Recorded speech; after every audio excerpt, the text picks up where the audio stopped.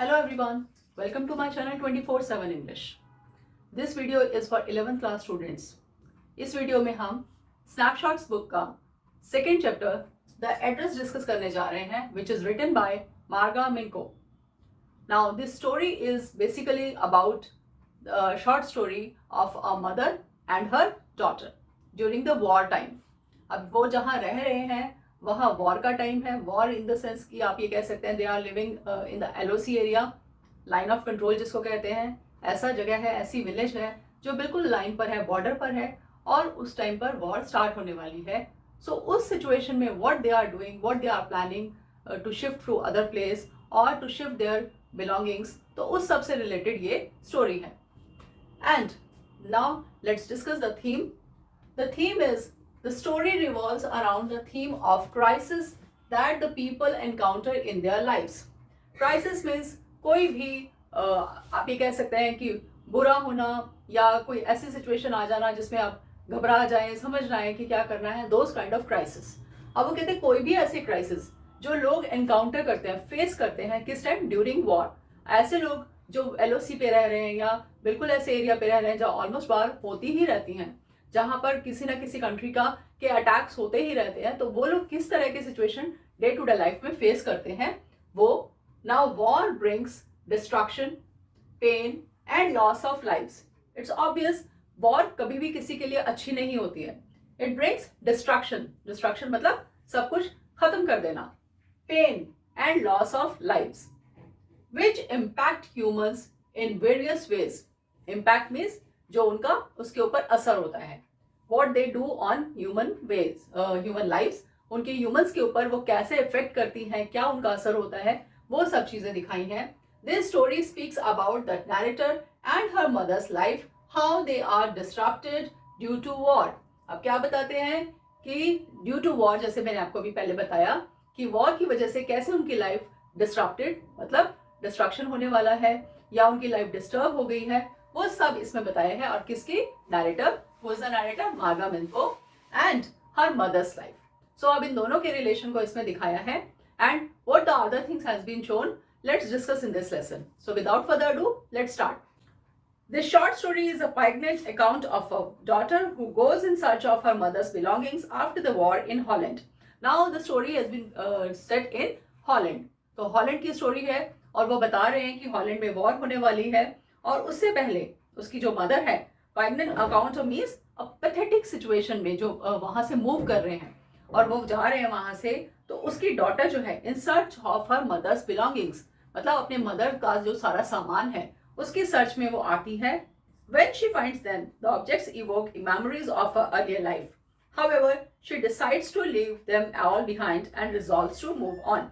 अब उसको मिल तो जाता है सामान, वो देख लेती है, मिल जाता है, बट उसको जो भी ऑब्जेक्ट्स हैं, जो भी बिलोंगिंग्स हैं उसकी मदर की, वो सब ऑब्जेक्ट्स मिलने के बाद इवोक मीन्स ब्रिंग अप, तो वो अलग ही उसकी जो ओल्ड मेमोरीज थी उन बिलोंगिंग्स के साथ, उस सब सामान के साथ, वो सब उसको रिकैपिचुलेट हो जाती है, वो रिकलेक्ट करने लग जाती है, उनको फिर से याद आ जाती है. और जिस कंडीशन में वो अपने बिलोंगिंग्स को, अपने सामान को देखती है, फाइनली वो ये डिसाइड करती है कि मैं इस सबको छोड़कर जाऊं and resolves to move on. And finally she decides to move on, कि वो सब बिलोंगिंग्स को, वो सब सामान को वो भूल जाए और वो आगे अपनी लाइफ में मूव ऑन करे. मतलब इतना सर्च करने के बाद जब उसे वो सारा सामान मिल गया, उसने देखा, बट वो दैट ऑब्जेक्ट और the belongings that were in so much pathetic condition that she was not happy with that. So she resolve that she should move on and she must forget that place. अब now the lesson is the address. तो obviously यहाँ पे किसी particular address के बारे में discuss किया है और वो क्या है, let's see. Do you still know me, I asked. The woman looked at me searchingly. She had opened the door a chink. I came closer and stood on the step. No, I don't know you. I'm Mrs. S. daughter. Now the narrator, she is the daughter of Mrs. S. अब वो क्या कहती है, वो एक gate पे जाती है, डोर पे जाती है और वो कहती है, उससे पूछती है कि डू यू स्टिल नो मी, क्या आप मुझे जानती हैं. तो जो लेडी वहां खड़ी है, the woman who was standing on the door, वो she is looking at her searchingly. वो बहुत ध्यान से उसको सोच रही है और उसको पहचानने की कोशिश कर रही है that who is she, who has come to my door. और वो फाइनली उसको क्या बोलती है, she says that she had open the door a chink, बिल्कुल हल्का सा दरवाजा वो खोलती है और वो सिर्फ उसे ये पूछती है कि वो पूछ रही है कि क्या आप मुझे जानते हो, और वो सिंपली ये कह देती है no I don't know you, मैंने आपको नहीं जानती। और वो बताती है that who is she is the daughter of Mrs S. She held her hand on the door as though she wanted to prevent it opening any further. Her face gave absolutely no sign of recognition. She kept staring at me in silence. अब वो कहती है कि वो door को पूरा खोलती नहीं है, वो उसको बिल्कुल बंद रखा हुआ है उसने दरवाजा, बहुत थोड़ा सा उसने खोला हुआ है और वो अपना हैंड जो है वो ऑलरेडी उसके ऊपर, डोर के ऊपर रख के खड़ी हुई है। मतलब कि वो ये नहीं चाहती कि कोई भी अंदर उसकी परमिशन के बगैर एंटर करे। तो वो वहां पे डोर पे इस तरह से खड़ी है और वो और फर्दर उस डोर को ओपन नहीं होने देना चाहती, उसको पकड़ के खड़ी है और उसका फेस ऐसा लग रहा है जैसे वो बिल्कुल भी उसको जानती नहीं है। नो साइन ऑफ रिकॉग्निशन, कि वो उसको रिकॉग्नाइज कर ही नहीं रही है, वो उसको पहचान ही नहीं रही है। शी केप्ट स्टेयरिंग, और वो उसको स्टेयर करती रहती है इन साइलेंस, वो उसको घूरती रहती है साइलेंस में, मतलब चुपचाप शांत खड़े होकर वो उसको घूरती रहती है। Perhaps I was mistaken. I thought perhaps it is not her. I had seen her only once, fleetingly, and that was years ago. It was most probable that I had rung the wrong bell. The woman let go of the door and stepped to the side. She was wearing my mother's green knitted cardigan. अब वो क्या कहती है, अब natural सी बात है कि आप किसी के डोर पे जाएं और आप उसका डोर नॉक करें और वो आपसे पूछे, आप उससे कहें कि क्या आपने मुझे पहचाना, और वो सिंपली कह दे कि नहीं मैं आपको नहीं पहचानती या मैं नहीं पहचानता, तो आप क्या सोचेंगे? आप ये सोचेंगे कि हो सकता है मैं शायद किसी गलत घर में आ गई हूँ, या हो सकता है मैं किसी गलत घर में घुस गया हूँ, या मे बी मैंने किसी और की बेल बजा दी है। तो वही सेम सिचुएशन यहाँ पर हमारे नरेटर के साथ हुई है कि उसे लगता है कि ऐसा तो नहीं कि मैं मिस्टेकन, मतलब मैं गलती से किसी और के घर में आ गई हूँ, मैंने कोई रॉन्ग बेल बजा दी है, किसी और का एड्रेस पे मैं आ गई हूँ। क्यों उसे ऐसा क्यों लगा? Because she says that I had seen her only once. अब वो कहती है क्योंकि उसने उस लेडी को सिर्फ एक बार देखा था। फ्लीटिंगली मीन्स आप ये कह सकते हैं for a just for a moment, मतलब कि बिल्कुल उसको एक झलक देखी थी उसकी, और उतने में उसको हो सकता है कि वो शायद गलत हो, उसको लगता है कि किसी गलत घर में तो नहीं आ गई, किसी और की बेल तो नहीं बजा दी, क्योंकि उस लेडी को तो मैंने सिर्फ एक ही बार देखा, हो सकता है कि मैं उसको ना पहचान पाई हूँ। एंड और वो भी कब देखा था? सालों पहले, ईयर्स अगो। एंड अब वो क्या कहती है कि it was most probable and I had, अब ये बहुत नॉर्मल हो सकता है कि मैंने किसी की गलत बेल बजाई है, और जो वुमेन वहां खड़ी है उसका क्या होता है, वो अंदर जाती है।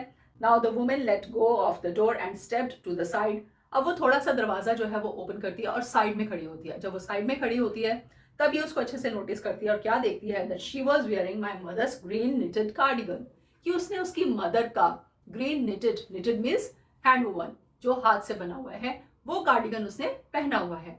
अब जब वो ये चीज पहचानती है तो वो जान जाती है कि हाँ मैं गलत घर में नहीं आई हूं, और जिसका भी मैंने डोरबेल बजाया है वो बिल्कुल करेक्ट हाउस है, करेक्ट एड्रेस है, दिस इज द एड्रेस।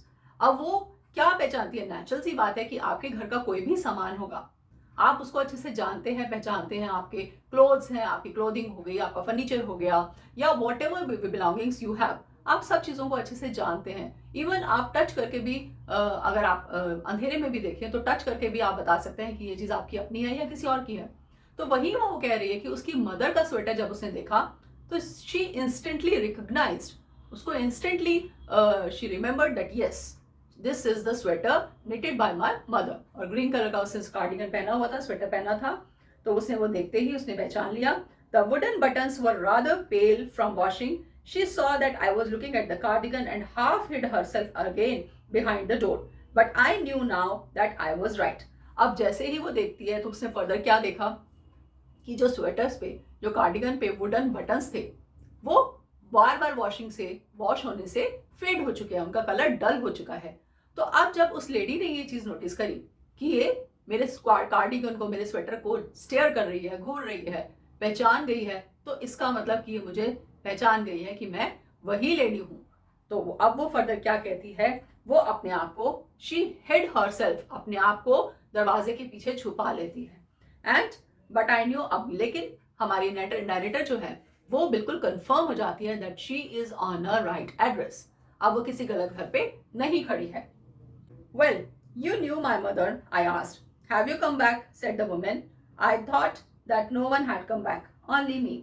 अब वो पूछती है उससे कि well you knew my mother, कि तुम जानती हो मेरी मदर को. अब वो कहती है, फिर वो रिप्लाई क्या कर रही है कि तुम वापस आ गई, हैव यू कम बैक। अब उसे ये लगा था कि शायद कोई भी वापस नहीं आएगा, तो ये सब जो उसका स्वेटर पहना है या और भी सामान जो बाकी हम देखेंगे फर्दर स्टोरी में, वो सब उसका अपना हो जाएगा। तो वो लेकिन वो बताती है हमारी नरेटर दैट ओनली मी, कि सिर्फ मैं ही वापस आई हूँ, सब लोग वापस नहीं आ पाए। अ door opened and closed in the passage behind her, a musty smell emerged। अब वो उससे डिस्कस कर रही है, उससे बात कर रही है, तो वो क्या नोटिस करती है कि एक डोर ओपन होता है उसके पीछे एक पैसेज है, और फिर उसके बाद वो बंद हो जाता है।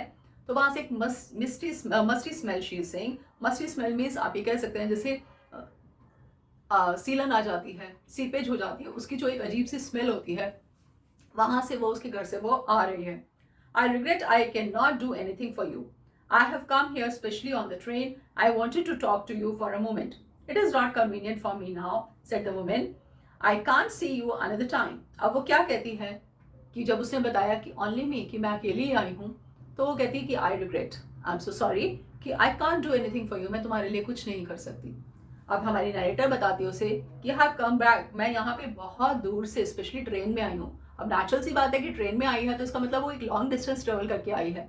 शॉर्ट डिस्टेंस के लिए तो हम ट्रेन नहीं यूज करते, तो लॉन्ग डिस्टेंस ट्रेवल करके आई है और उससे स्पेशली मिलने के लिए आई है। And she wanted to talk to her for a moment, कुछ टाइम के लिए उससे बात करना चाहती है।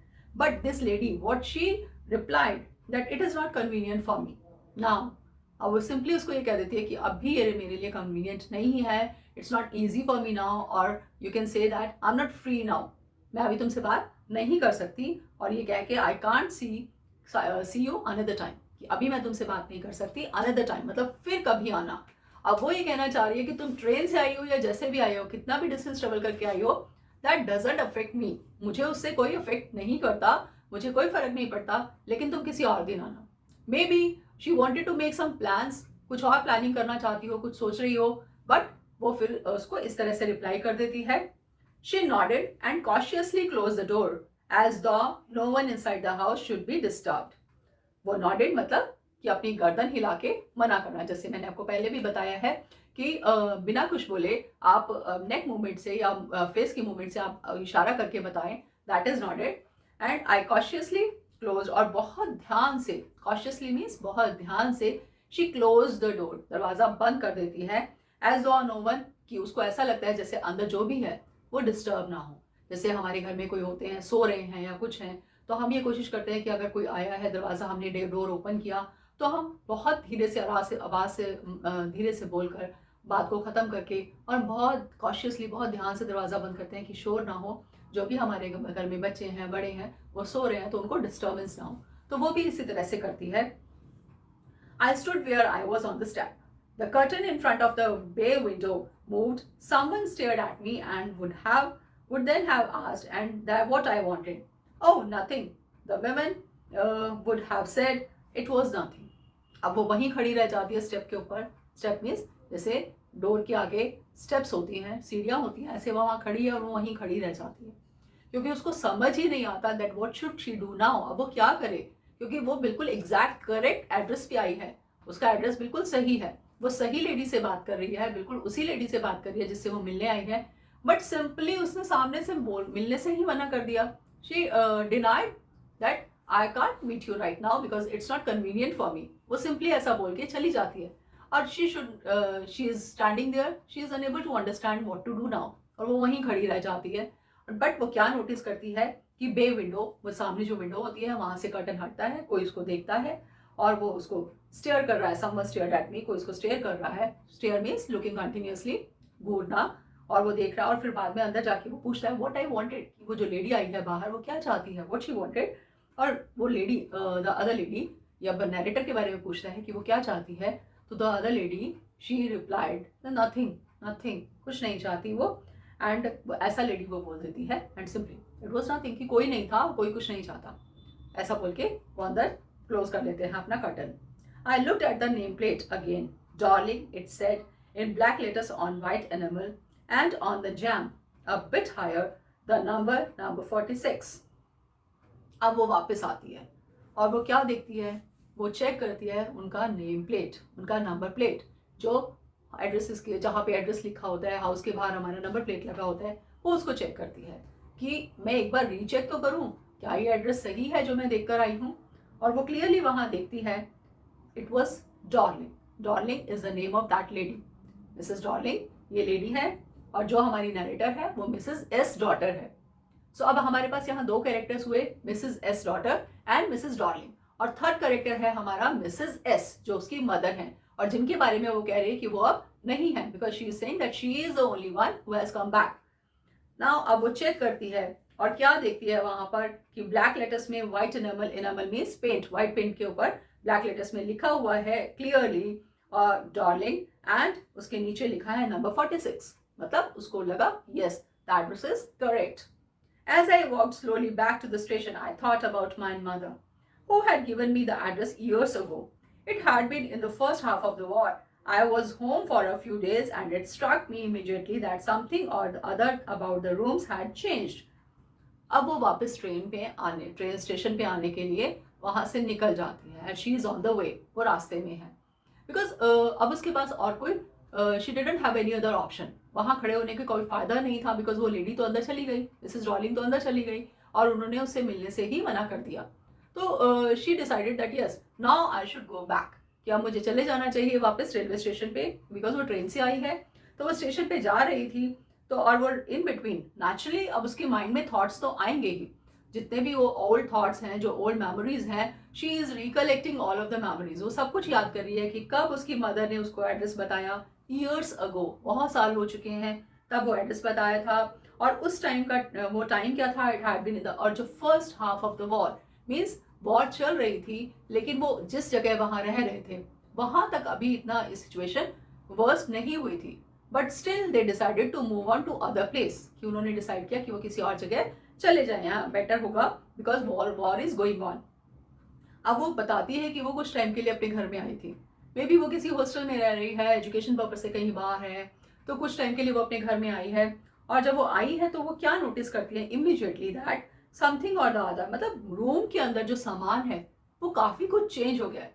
अब नेचुरल सी बात है, आप अपने स्कूल से घर जाते हैं और आप घर जाके देखें कि आपका जहाँ टीवी रखा था या आपका जहाँ फ्रिज रखा था वहां पे अब वो चीज नहीं है या कुछ और है या उनकी लोकेशन चेंज कर दी गई है, तो इमीडिएटली आप उसको नोटिस कर लेंगे और आप इमीडिएटली पूछेंगे कि यहाँ पे जो चीज रखी थी वो कहाँ गई, वो कहाँ चला गया, या आपने कहाँ कहीं और शिफ्ट कर दिया, या आपने इसको शिफ्ट क्यों किया. बिकॉज हम अपने घर में हर चीज को जानते हैं कि कौन सा सामान कहाँ रखा है और जैसे ही कुछ चेंज होता है तो हमें इमीडिएटली पता चल जाता है. तो सेम वे यहाँ पे मिसेस एस डॉटर यानी हमारे नरेटर के साथ होता है. वो जब अपने घर वापस आती है कुछ दिनों के लिए तो वो इमीडिएटली नोटिस करती है कि बहुत सारा चेंजेस उस रूम में हो चुका है. और फर्दर व्हाट चीजें आई मिस्ड वेरियस थिंग्स, बहुत सी चीजें ऐसी थी जो गायब थी, जो वो देख रही थी लेकिन उसको नहीं मिल रही थी. Now my mother was surprised I should have notice so quickly. Then she told me about Mrs Darling. I had never heard of her, but apparently she was an old acquaintance of my mother, whom she had not seen for years. She had suddenly turned up and renewed their contact. Since then, she had come regularly. Now, what she says, अब उसकी mother she got surprise, उसकी mother surprise हो जाती हैं. क्यों? क्योंकि उनको लगता है अभी तो ये आई है और इसने इतनी जल्दी नोटिस कर लिया कि घर में सामान जो है वो चेंज हो गया है या कुछ सामान गायब हो गया है. तब उसकी मदर ने उसको बताया मिसेस डॉर्लिंग के बारे में, that who is Mrs Darling. और वो तब उसकी मदर ने सारी सिचुएशन उनको बताई और वो तब बताती हैं कि उससे पहले उसकी यहाँ कभी मिसेस डॉर्लिंग का नाम नहीं सुना था. She had never heard of her but apparently she was an old. अब अचानक से एक ओल्ड एक्विंटेंस, एक ओल्ड जानी पहचानी लेडी कोई निकल के आ जाती है उसकी मदर की, कोई ओल्ड फ्रेंड निकल के आ जाती है उसकी मदर की जो पास्ट में कभी थी और अचानक से इन बिटवीन उनका कभी बात नहीं हो रही थी, वो एक दूसरे को जान नहीं रहे थे कि वो कहाँ रह रहे हैं, किस हाल में हैं. और ऑल ऑफ अ सडन उसने अपने कॉन्टैक्ट्स जो है वो रिन्यू कर लिए. कॉन्टैक्ट्स रिन्यू करने का मतलब कि आपस में एक दूसरे से मिलना शुरू कर दिया उस मिसेस डॉर्लिंग ने और उसकी मदर ने. और फिर उसके बाद वो रेगुलरली उनके घर में आने लगी. Every time she leaves here, she takes something home from with her, said my mother. She took all the table silver in one go and then the antique plates that hung there. She had trouble lugging with those large vases and I'm worried she got a crick in her back from the crockery. अब उसकी mother उसको सारी चीजें अपनी daughter को बता रही हैं कि every time she leaves here, जब भी वो मेरे घर आती है और जब यहाँ से जाती है वो कुछ कुछ ना सामान अपने साथ ले जाती है. मतलब एम्प्टी हैंडेड, खाली हैंडेड, बेयर हैंडेड नहीं जाती, वो सामान लेके यहाँ से जाती है। और एक ही बार में बताती है कि टेबल सिल्वर मीन्स जो सिल्वर के उनके सारे कटलरीज थी, फॉक्स हैं, स्पून्स हैं या नाइव्स हैं जो सिल्वर के थे, वो सारे सामान उसका एक ही बार में वो ले गई, वन गो में। एंड दैट द एंटीक, और जो उनके घर में एंटीक प्लेट्स थी, एंटीक मीन्स जो ओल्ड फैशन, बहुत पुरानी, जिनको हम संभाल के रखते हैं कि बहुत टाइम पहले की ये चीज़ें थी और वो बहुत कॉस्टली भी होती हैं, एंड जिनको हम एंटीक्स के नाम से जानते हैं कि ये और आपने ये सुना भी होगा और आपको पता भी होगा कि एग्जीबिशंस भी लगती हैं एंटीक्स की, और वहाँ पे बहुत पुरानी पुरानी चीज़ें जो हैं वो रखी होती हैं। तो वो कहती है कि वो सब चीज़ें जो एंटीक प्लेट्स थी वहाँ पे हंग देयर, मतलब जिन्होंने उन्होंने एज अ डेकोरेटिव आइटम्स उनको हंग किया हुआ था डोर के ऊपर या वॉल्स के ऊपर, उनको सजाया हुआ था, वो सब वहाँ से गायब थी। तो उसकी मदर ने बताया कि वो सब चीज़ें भी वो ले गई। एंड और उसकी मदर क्या कह रही हैं कि उसको इतना भारी भारी थे, बड़े बड़े हमारे वासेस थे, वासेस मीन्स जो आपके फ्लावर वास होते हैं, as you can see on the screen. So वो सब चीज़ें भी वो लेके चली गई। और उसकी मदर को क्या टेंशन हो रही है, उनका वो सामान लेके जा रही है सारा, and her mother is saying that I am worried she got a crick on her back, कि इतना हैवी सामान वो लेके गई है तो उसकी कहीं कमर में मोच ना आ गई हो, मतलब उसके कहीं कमर में झटका ना लग गया हो, मोच ना आ गई हो, अगर वो इतना हैवी हैवी सामान हमारे घर के से लेके जा रही है। सो इट शोज कि मिसेस एस जो है, she is a very gentle and a very gullible sort of lady, बहुत सीधी सादी लेडी है, और जो ये सोच ही नहीं रही है, समझ ही नहीं रही है कि वो हमारे घर का सारा सामान क्यों लेके जा रही है, उसका क्या इंटरेस्ट है, वो क्यों चाहती है ऐसा। Now my mother shook her head pityingly. I would never have dared ask her. She suggested it to me herself. She even insisted. She wanted to save my all my nice things. If we have to leave here, we shall lose everything, she says. अब उसकी mother ने जिस तरह से अपना शुक her head पिटिंगली, मतलब बहुत दया दिखाते हुए उसकी मदर ने अपना हेड जो है वो शेक किया, शेक किया, और उसको दया दिखाते हुए कि बेचारी इतना सामान हमारे घर से लेके जा रही है, देखो बेचारी इस तरह से। और आई वुड हैव, अब उसकी वो कहती है बाद में मेरी, she was not so much dare to ask, अब उसकी हिम्मत नहीं हुई कि बाद में अपनी मदर से वो फर्दर कुछ और पूछे उसके बारे में। एंड शी वॉन्टेड टू से, अब उसकी मदर बता रही हैं कि उसने खुद ही सजेस्ट किया, मतलब उसकी मदर ने, मिसेस एस ने मिसेस डॉर्लिंग को नहीं बोला कि तुम हमारा सामान लेके जाओ, लेकिन मिसेस डॉर्लिंग ने खुद ही सजेस्ट किया कि आप ऐसी सिचुएशन में रह रहे हैं, वहाँ पे वॉर चल रही है, आपका सारा सामान जो है वो खराब हो जाएगा, चोरी हो जाएगा, खत्म हो जाएगा, तो इट्स बेटर कि मैं आपके सारे सामान को, आपकी बिलोंगिंग्स को अपने साथ ले जाती हूँ। एटलीस्ट आपको कभी भी अगर ये प्लेस छोड़ना पड़े या खाली करना पड़े तो आपका एटलीस्ट सामान तो सेफ रहेगा मेरे पास, तो मैं आपका सामान जो है वो सेफली, आपकी बिलोंगिंग्स जो है, इतने सारा सामान मैं आपका सेफली अपने घर में रखूंगी, और अब जब भी आप सिचुएशन नॉर्मल होती है और जब भी आप यहाँ वापस आए तो अपना सामान ले लीजिएगा। इस तरह से वो बोल रही थी। तो उसकी मदर कहती है कि मैं मना नहीं कर पाई, जिस तरह से उसने इंसिस्ट किया मुझे, तो मैं मना नहीं कर पाई। इंसिस्ट मतलब उसको कि बहुत ज़्यादा उसको जोर देकर बोला और उसको समझाने की तरह से कि वो उसके लिए बहुत अच्छा काम कर रही है, और वो उसकी मदर उसको नहीं मना कर पाई। Have you agreed with her that she should keep everything? I asked. As if that's necessary, my mother cried. It would simply be an insult to talk like that. And think about the risk she is running each time she goes out of the door with a full suitcase or bag. अब वो बताती है कि अपनी mother से पहले वो पूछती है हमारी नरेटर कि जो कुछ उसने बोला आप मान गए सब कुछ आराम से, और आपको क्या लगा कि वो सब कुछ सामान हमारा अपने घर में आराम से रखेगी। अब नेचुरली ऐसा होता है, हम नॉर्मली देखते हैं जब हम कोई भी चीज़ किसी को देते हैं तो बच्चे जल्दी से एग्री नहीं करते, वो कहते हैं ये हमारी चीज़ है, आप किसी और को क्यों दे रहे हो, राइट। अब वही चीज़ यहाँ पर कह रही है कि उसकी अपनी मदर को समझा रही है कि जो कुछ उसने बोला कि वो हमारा सामान बड़े ध्यान से सेफली रखेगी, और आपने मान भी ली उसकी सारी बात। तो वो उसकी मदर कहती है कि दैट्स नेसेसरी माय मदर, क्या ये ज़रूरी था कि मैं उससे इस तरह की बात पूछूं या ना मानूं, क्योंकि वो अब उसकी मदर को क्या लग रहा है कि अगर मैं ऐसा पूछती, क्योंकि वो तो खुद ऑफर कर रही है, और मगर मैं अगर उससे ऐसा पूछती तो क्या उसकी इंसल्ट नहीं होती, क्या ऐसा इंसल्टिंग नहीं होता कि मैं उनसे पूछ रही, एक तो वो हमारी हेल्प करना चाह रही है, मतलब कोई आके आपको कहे कि मैं आपकी हेल्प करूं और आके कहे कि क्यों, आप हमारी हेल्प क्यों करना चाहते हो, तो वो बंदा नेचुरल सी बात है कि वो तो मना ही कर देगा कि कोई बात नहीं, ठीक है मत करवाइए, आपको हेल्प नहीं चाहिए तो कोई बात नहीं। तो वही चीज़ उसकी मदर कहती है कि अगर मैं ऐसा पूछती तो क्या वो उसकी इंसल्ट नहीं होगी, वो लेडी तो हमारे लिए इतना करना चाह रही है और मैं उससे ये पूछ रही हूँ कि आप क्यों कर रहे हो, मन मत करो। तो अब उसकी मदर फर्दर क्या कहती हैं कि और उसके रिस्क के बारे में सोचो, मिसेस रॉलिंग के रिस्क के बारे में सोचो कि वो बेचारी इतनी बार यहाँ आती हैं और हर बार ऐसे सिचुएशन में इतना हैवी हैवी भारी भारी सूटकेस लेके जाती हैं या बड़े बड़े बैग्स लेके जाती हैं सामान के, तो क्या उनको रिस्क नहीं है, उनको डर नहीं है कोई रास्ते में उनको पकड़ ले, चोरी कर ले, उनको भी तो डर है। लेकिन वो इन सब चीज़ों को ना देखते हुए वो फिर भी हमारी हेल्प करने को तैयार है। मतलब उसकी मदर इतनी ज़्यादा कन्विंस हो जाती है उससे कि उसको लगता है कि हाँ, अगर मिसेस रॉलिंग ऐसा कह रही है तो इसका मतलब वो हमारी हेल्प कर रही है seriously. My mother seemed to notice that I was not entirely convinced. She looked at me reprovingly, and after that we spoke no more about it. अब वो कहती है कि मैंने अपनी मदर को ये नोटिस किया क्या कि वो मेरी आई वॉज नॉट, उसकी मदर क्या नोटिस करती हैं कि वो उसकी बात से पूरी तरह से कन्विंस नहीं हुई है। मतलब वो अपनी डॉटर को उसने बता तो दिया, समझा तो दिया, लेकिन उसकी डॉटर कन्विंस नहीं हुई है, उसको नहीं लग रहा कि मेरी मदर जो कर रही है वो ठीक कर रही है। तो वो अपनी उसकी मदर जो है वो उसको रेप्रोविंगली मतलब गुस्से में डांटते हुए उसको देखती हैं। एंड आफ्टर दैट उसने दोबारा से कभी भी इस बारे में नहीं पूछा, उसे पूछने की ज़रूरत ही नहीं समझी, या आप ये कह सकते हैं she was not so much dare to ask more, कि वो कुछ और पूछे उसमें इतनी हिम्मत हुई ही नहीं। Meanwhile, I had arrived at the station without having paid much attention to things on the way. I was walking in familiar places again for the first time since the war, but I did not want to go further than was necessary. I did not want to upset myself with the sight of streets and houses full of memories from a precious time.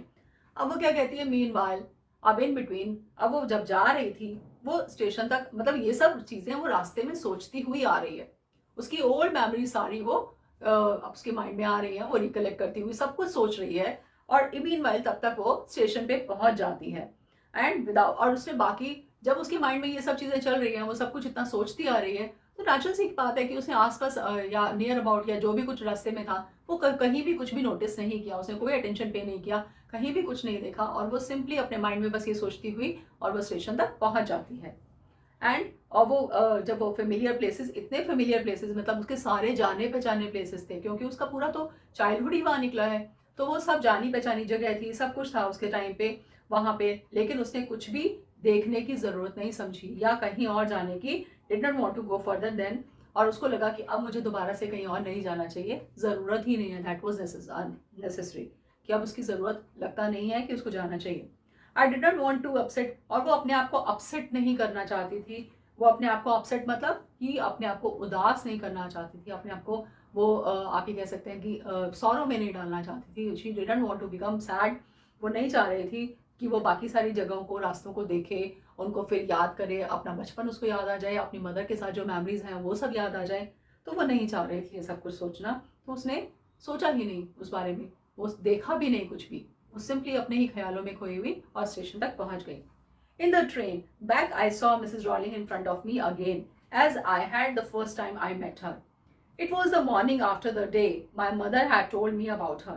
I had got up late and coming downstairs, I saw my mother about to see someone out, a woman with a broad back.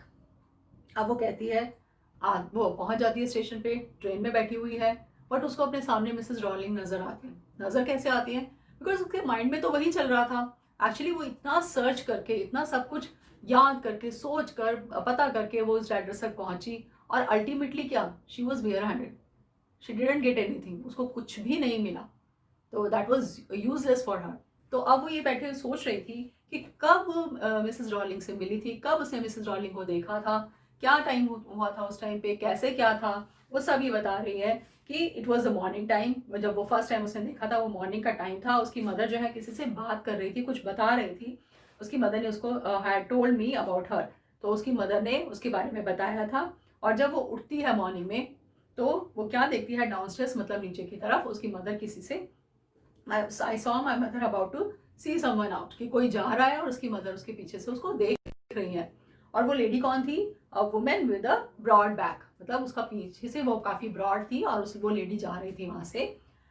There is my daughter, said my mother. She beckoned to me. The woman nodded and picked up the suitcase under the coat rack. She wore a brown coat and a shapeless hat. अब उसकी mother ने जैसे ही उठ के आई है नीचे, तो उसकी मदर ने उसको बोला कि मिसेस रॉलिंग, ये मेरी डॉटर है, मिलिए। तब वो रुकी नहीं, वो ऐसा नहीं कि टर्न करके उसको देख रही है या कुछ, उसने जस्ट वहीं खड़े खड़े शी बैकन टू मी, अब वो टर्न करके उसको देखती है बस, मतलब उसने बात नहीं करी उससे कुछ भी, वो उसको देखती है। और वो लेडी जो है मिसेस डॉर्लिंग नॉडेड अपनी गर्दन हिला के कि okay.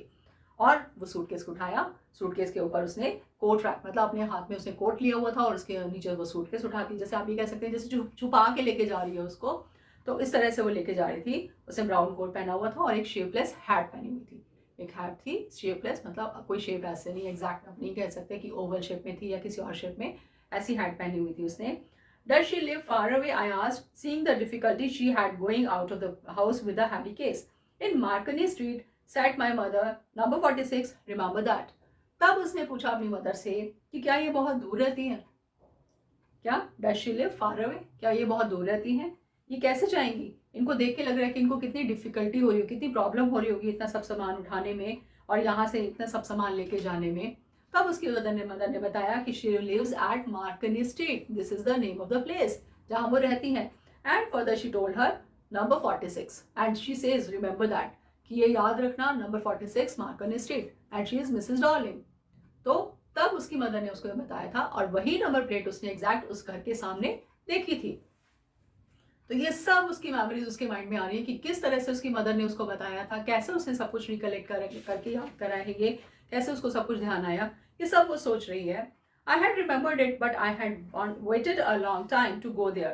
Initially, after the liberation, I was absolutely not interested in all that stored stuff, and naturally, I was also rather afraid of it.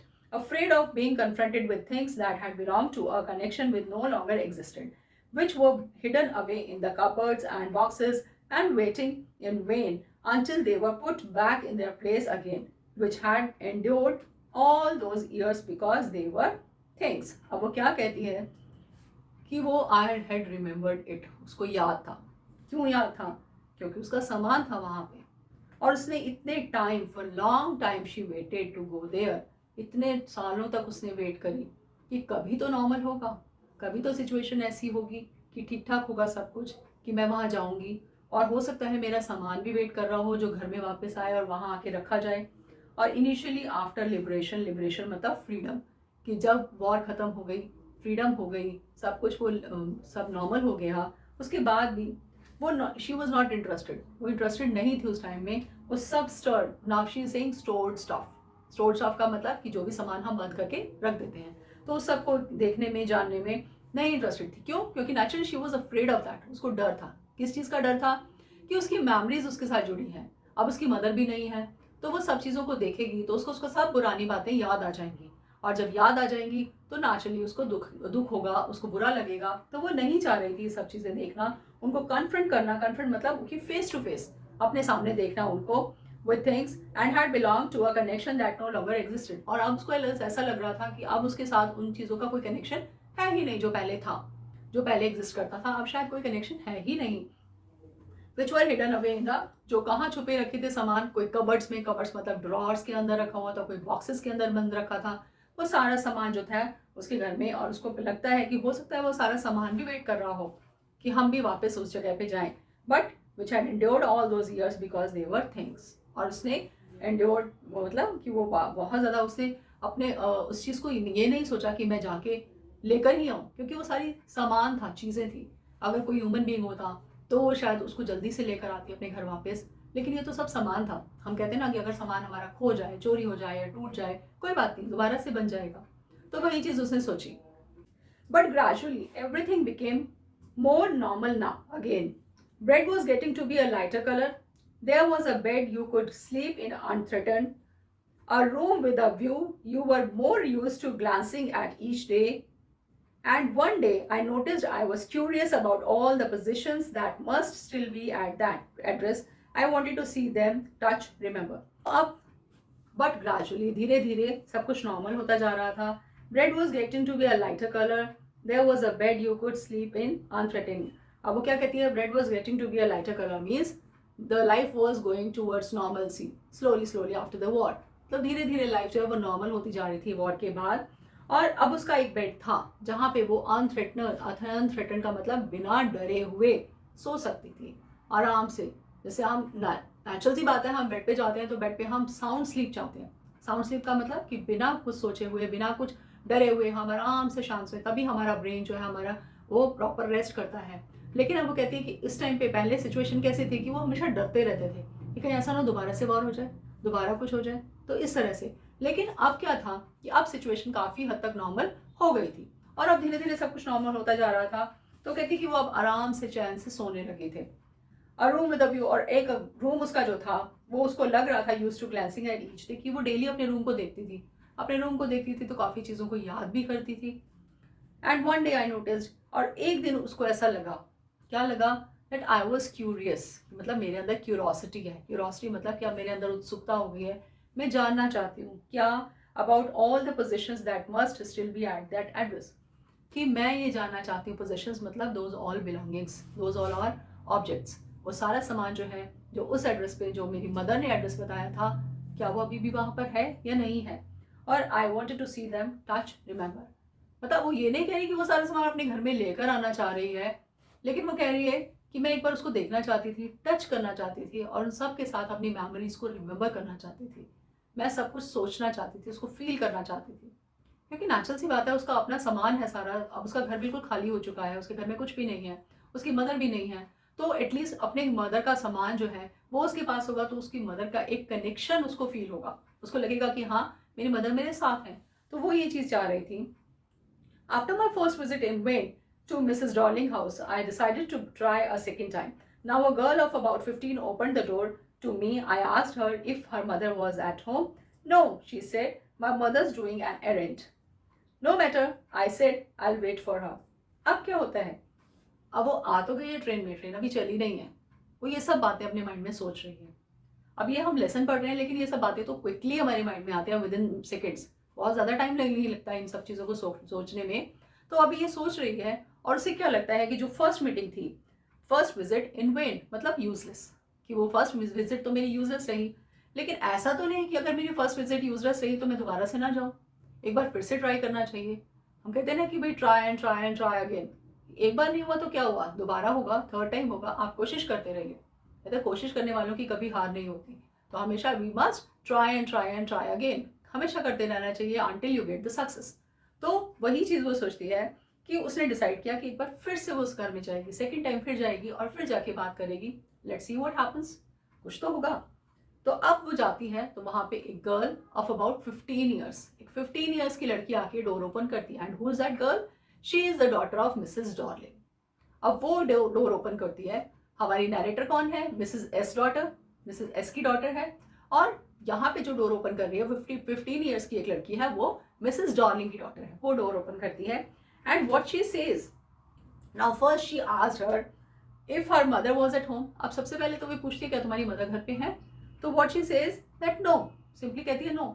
और क्या बोलती है, my mother's doing an errand, कि मेरी मम्मी कहीं छोटा मोटा काम के लिए, एरेंड मीन्स कोई छोटा मोटा काम के लिए गई है, मतलब वो घर पर नहीं है, वो किसी काम के लिए गई हैं। And what the narrator decides, what she says, no matter, I said I wait for her. अब वो ये सोचती है कि कोई बात नहीं, अब मैं दोबारा आ गई हूँ तो अब मैं भी ढीठ बन जाऊंगी। कैसे, कि कोई नहीं, वो आएगी, मैं उसकी वेट करूंगी, और तब तक वेट करूंगी जब तक वो वापस नहीं आ जाती, because I want to talk to her for a moment. मैं कुछ देर के लिए उससे बात करना चाहती हूँ, उससे पूछना चाहती हूँ, उसे काफ़ी कुछ, maybe she wanted to discuss lots and lots of thing. So this is the end of part 1, और यहाँ तक लेसन आई होप कि आपको अच्छे से क्लियर होगा। Rest of the lesson we will do in part 2. Till then, you keep watching this video, and I have provided the test also with the link. आप उस टेस्ट को ज़रूर करिए, because after doing that test you will come to know how much you understood. Okay? So वो test आप ज़रूर करिए, और उस टेस्ट के थ्रू आपको अपने स्कोर्स भी पता चलेंगे। एंड अगर आपको वीडियो अच्छा लगा then please click the like button.